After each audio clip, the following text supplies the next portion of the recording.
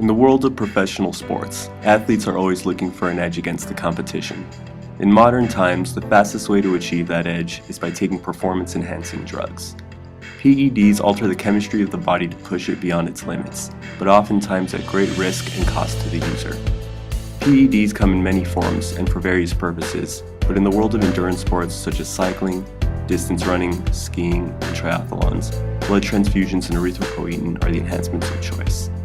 So what drives so many athletes to cheating? For many, the pressure to perform, financial gain, and fame are more than enough incentive to win at any cost.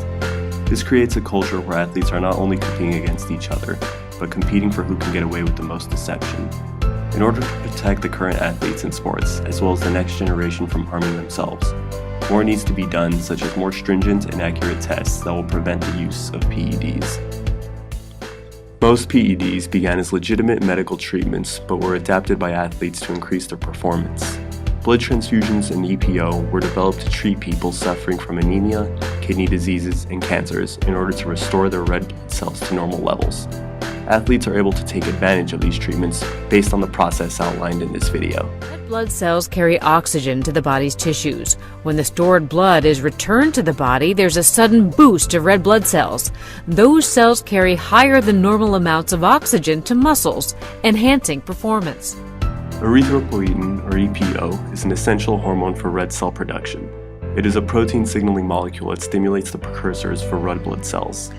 An injection of EPO stimulates your bone marrow to make more red blood cells, boosting levels of oxygen getting to your muscles and boosting performance.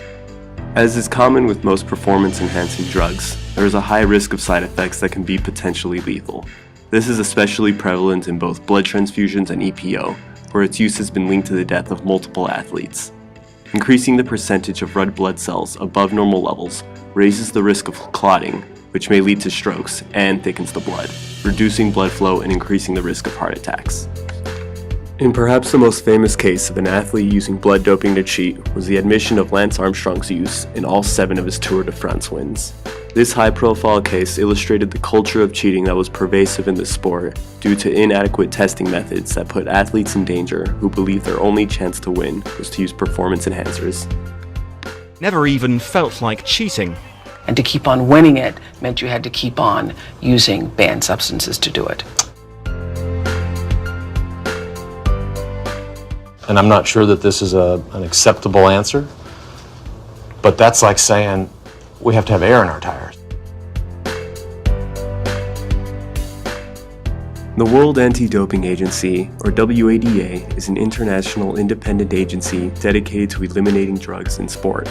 Its key activities include scientific research, education, and developing anti-doping measures.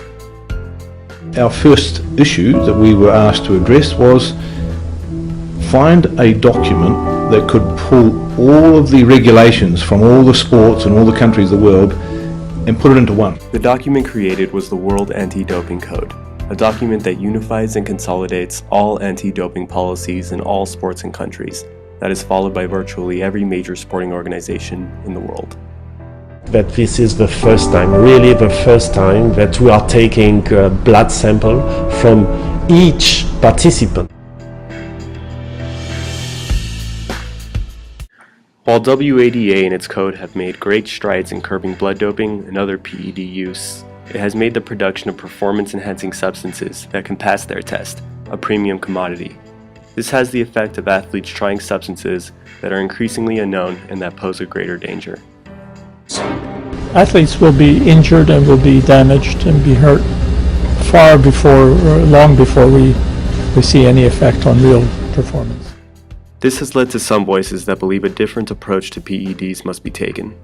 This approach calls for the development of safe and legal methods for athletes to use performance-enhancing drugs, minimizing their risk and allowing athletes to reach the pinnacle of their abilities.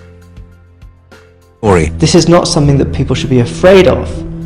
In fact, it's the more responsible position to try to invest into developing safer technologies that athletes can use.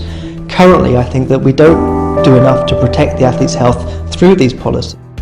Winning by any means necessary has been a philosophy that has existed for as long as competitive sports.